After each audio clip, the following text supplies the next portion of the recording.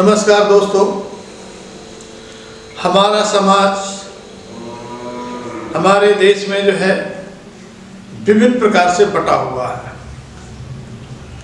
वैसे तो वर्ण की बात आती है तो 4 वर्ण हैं, ब्राह्मण, क्षत्रिय, वैश्य और शूद्र। लेकिन इसके अलावा भी कितनी जातियां हैं, कितनी उपजातियां हैं, जिसका मतलब ये कह सकते हैं कि सैकड़ों में है, हजारों में है, ये कह सकते हैं।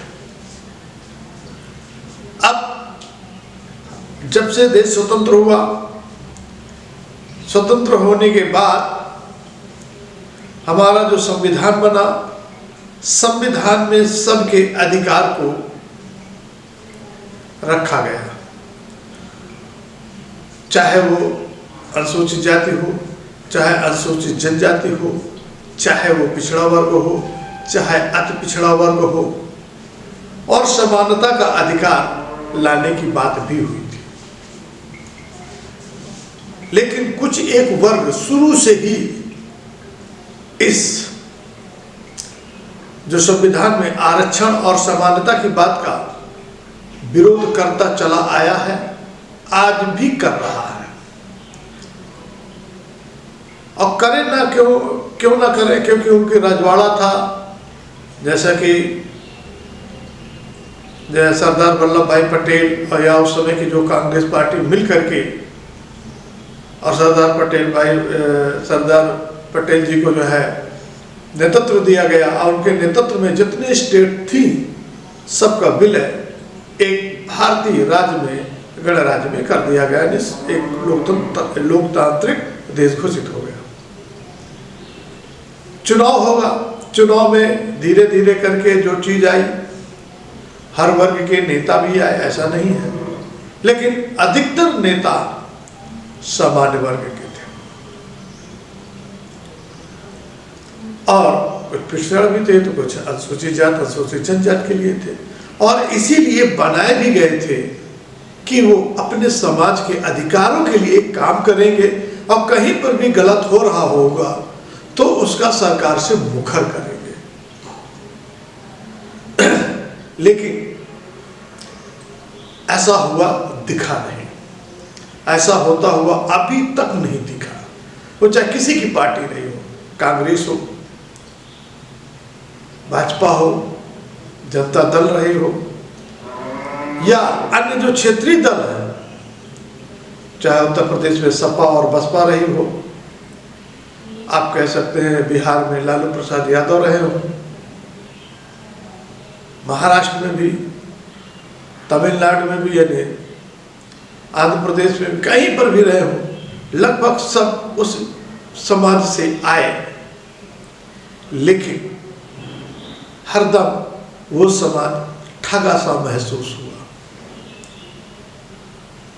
कई बार मुख्यमंत्री रही बसपा कि मायावती जी, वो ईमानदारी से बतलाए कि अपने वर्ग को, अपने समाज के लिए, जो अनुसूचित जाति के, अनुसूचित जनजाति के हैं, उनके मजबूती के लिए उन्होंने क्या ठोस कदम उठाए।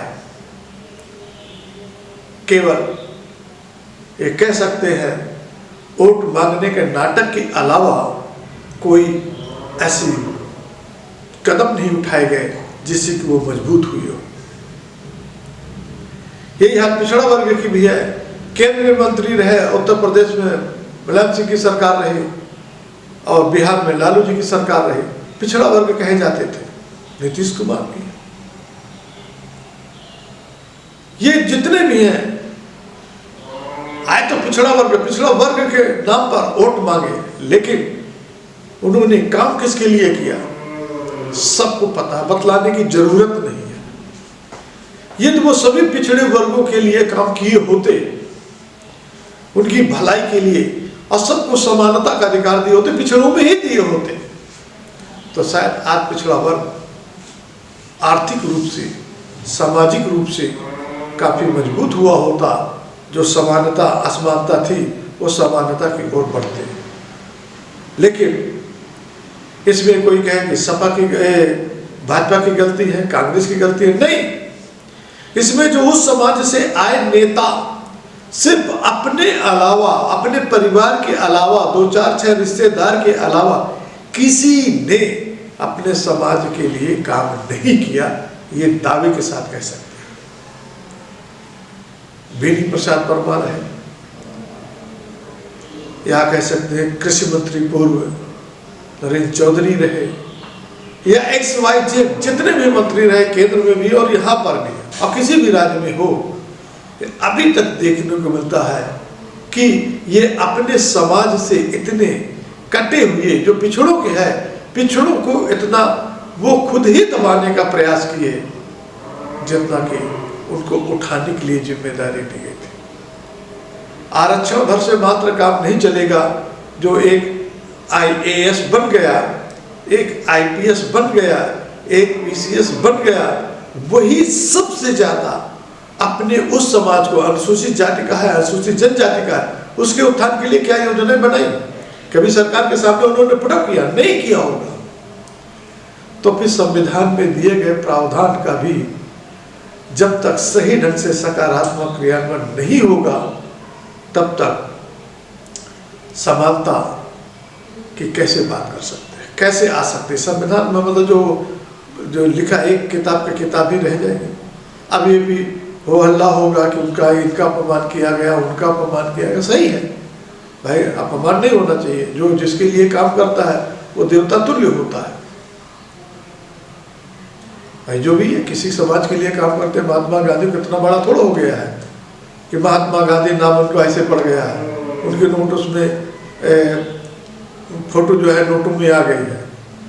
काम उन्होंने किया, लेकिन जो उनको और भी काम करना चाहिए था दृढ़ता के साथ, शायद उनसे भी कहीं ना कहीं त्रुटि हुई होगी निश्चित रूप से, कि ऐसे प्रावधान नहीं किया गया कि जिसको एक बार समाज में टिकट मिल गया है शायद उसको दोबारा न दिया जाए।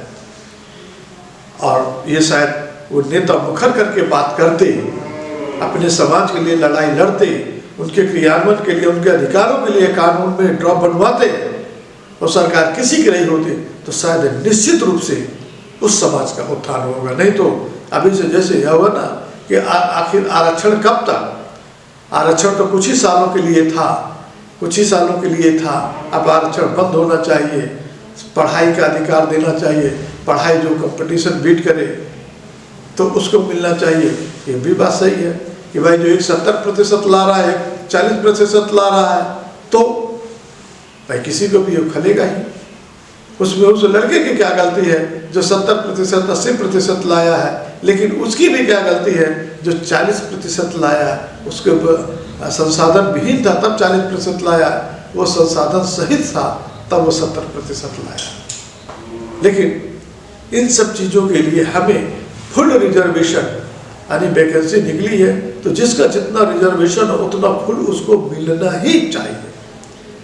लेकिन अभी तक शायद नहीं मिला है, या जो देने में कमी रही है, त्रुटियाँ रही है, उसमें सुधारा नहीं गया है कि जो बैकवर्ड में है आरक्षण पाए तो वही पाते चले गए, जिसको मिलना चाहिए वो आज भी वंचित है। वैसे अनुसूचित जनजाति उसमें भी है, जो उनको मिल गया वो माला माल होते गए, लेकिन अपने ही साथियों को, अपने ही परिवार के, अपने ही उनको उठाने के लिए कोई क्रियान्वयन, कोई चीज़ नहीं की गई। शायद नहीं तो 70 वर्षों में तो निश्चित रूप से उनका 20%, 30%, 40% तो उत्थान हो ही गया होता। मान गए एक सामान्य वर्ग का जो 100 रुपये कमा रहा है, तो ये भी कम से कम 50 रुपये, 60 रुपये, 70 रुपये कमा रहे होते। यदि ऐसी व्यवस्था रही होती तो इनके नेता आवाज़ उठा रहे होते। तो अभी भी जिस समाज के जो नेता आते हैं वोट मांगे तो उनसे लिखित में जरूर लीजिए कि आप अपने समाज के पिछड़ा वर्ग से, तो पिछड़ा वर्ग के लिए सरकार से लड़ने की क्षमता हो तभी हमसे वोट मांगिए, अदरवाइज मत मांगिए। जब ये कह करके जो वोटर वोट देगा तो उनके भी हाथ पर फूलेंगे और फिर वो आपकी आवाज़ उठाएंगे। जय हिंद, जय भारत।